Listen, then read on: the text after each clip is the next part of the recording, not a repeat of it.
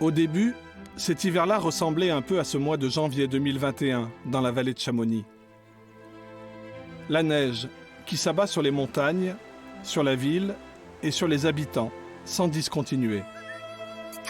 Une atmosphère pesante.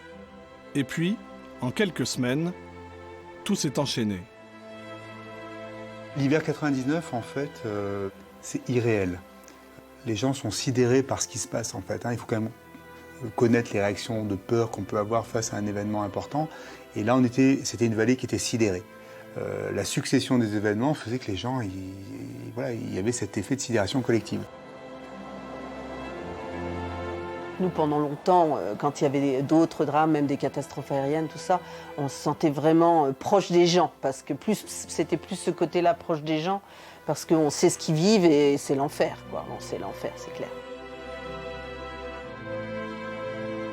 D'habitude, on est plutôt heureux, la neige, les montagnes, beaucoup de tourisme. Mais là, vraiment, c'était une année qui a été absolument terrible. Quand on a vécu ce genre de drame, il y a un souci réel que ça n'arrive pas à d'autres. Donc les trois fondateurs de cette association ont passé beaucoup de temps, beaucoup d'énergie et continuent à en passer beaucoup pour que les choses avancent. J'ai eu des personnes qui m'ont dit, et pas seulement au cabinet, cette vallée est mortifère. Je me souviens de personnes que j'ai eues en soins qui m'ont dit non, mais moi j'ai demandé une mutation. J'aime être ici, l'alpinisme ici c'est exceptionnel, mais je vais demander une mutation, je ne vais pas rester. Il y a eu un après-Montroc, comme il y a un après-tunnel. Aujourd'hui, on ne prend plus les tunnels, même en Europe et dans le monde, de la même façon. La saison des vacances à la neige allait commencer en ce 9 février 1999. Plus de 3 mètres de neige s'étaient accumulés en quelques jours. Plusieurs avalanches se déclenchèrent dans la matinée tout au long de la vallée. Alors, les écoles furent fermées et le maire de l'époque, Michel Charlet, demanda aux gens de rester chez eux.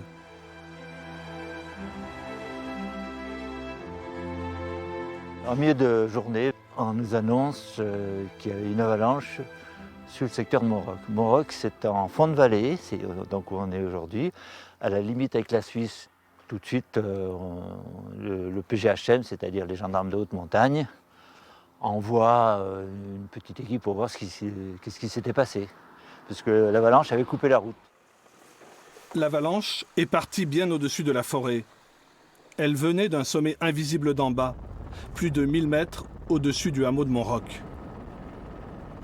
Elle a d'abord cisaillé les mélèzes avant de traverser le lit de l'Arve pour remonter sur l'autre versant. Son souffle, estimé à plus de 200 km/h, a tout emporté.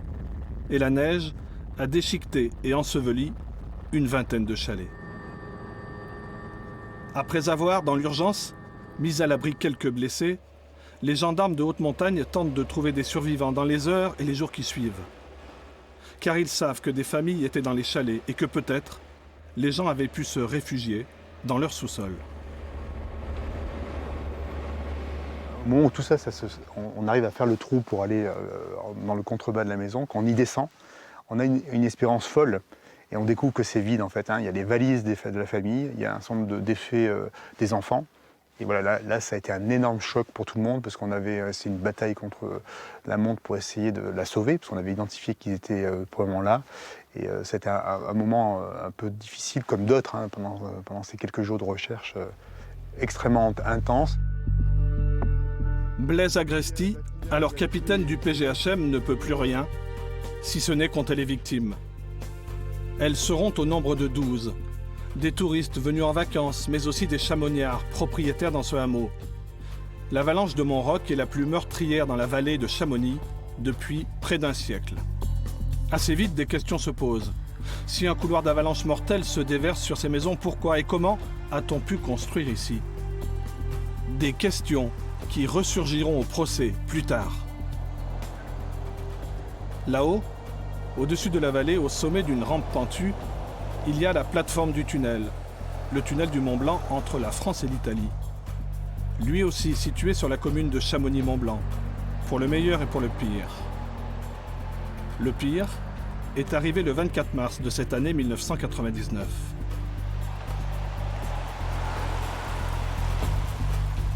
C'était horrible, c'était dantesque, on va dire. Je crois que je ne sais pas le vrai mot qu'on peut trouver, mais c'était vraiment dantesque.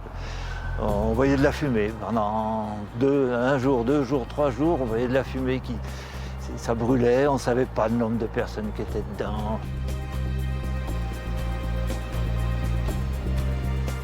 Une fumée épaisse, due à l'incendie ce matin à 6 km de l'entrée d'un camion chargé de farine et de margarine. Très vite, les équipes de secours de la Société du Tunnel, suivies des pompiers de Chamonix, se sont rendues sur place.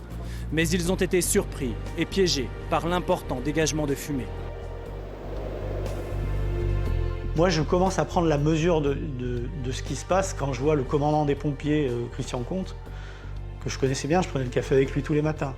Je le vois sortir du tunnel, noir, la tête noire, comme un mineur qui a échappé à un trou de grisou.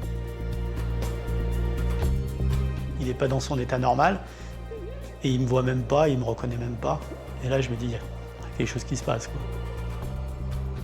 Très vite, un des pompiers succombe à une crise cardiaque durant l'intervention. Mais personne ne sait ce qui se passe à l'intérieur. Si ce n'est que le feu continue et la température monte à plus de 500 degrés, peut-être 1000. Le capitaine Comte témoigne, lui, le lendemain, de son lit d'hôpital. Tout le monde sait que c'est un piège. Ils ne sont pas tombés dans ce piège, ils y ont été parce qu'il y avait des vies à sauver. Il faut rendre hommage à leur courage parce qu'ils savaient qu'ils allaient avoir des ennuis. Et pas des petits ennuis. La preuve que c'était un sauvetage impossible, c'est que c'est toujours pas éteint. Ça fait plus de 24 heures que ça dure. Donc ça, c'est très très très rare. Au fil des jours, le bilan s'alourdit. Un mort, disent les responsables du tunnel le premier jour, puis on annonce 4 victimes en soirée. Le bilan s'élèvera finalement à 39 morts. Un poids lourd a pris feu et les autres véhicules sont restés coincés.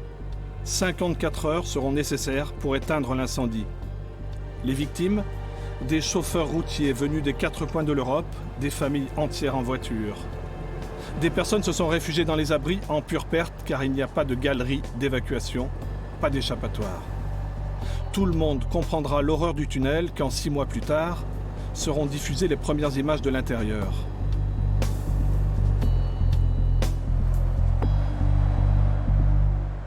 Après cela, le tunnel a fermé pendant 3 ans pour travaux.